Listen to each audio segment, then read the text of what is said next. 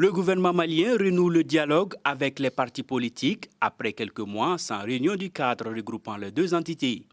Au menu des discussions, la nouvelle loi électorale promulguée par le président de la transition, le calendrier électoral et les réformes constitutionnelles à venir.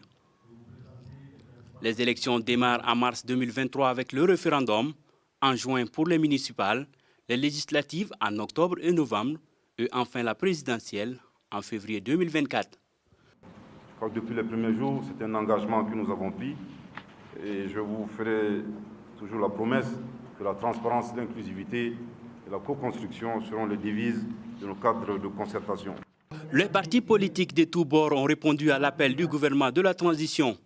Quant au calendrier, ils promettent d'y répondre après concertation.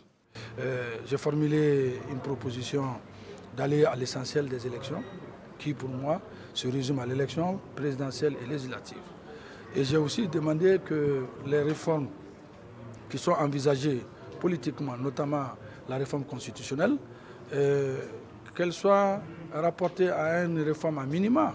Dans la nouvelle loi électorale, un article suscite des interrogations.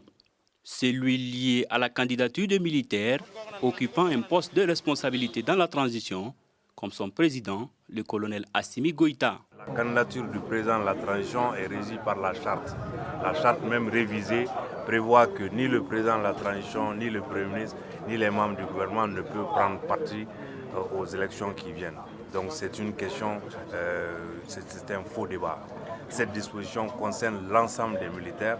Les autres militaires qui veulent participer aux élections, c'est leur droit, mais ils quittent l'armée. Après les partis politiques, les concertations se poursuivent avec la société civile. Toutes ces initiatives visent à dégager un consensus afin de montrer la bonne foi des autorités de la transition.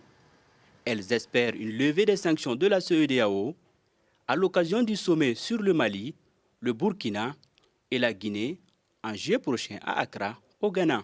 Nous voulons Mokhtar tous que le Bari pays aille pour de VOA l'avant. Afrique, Bamako.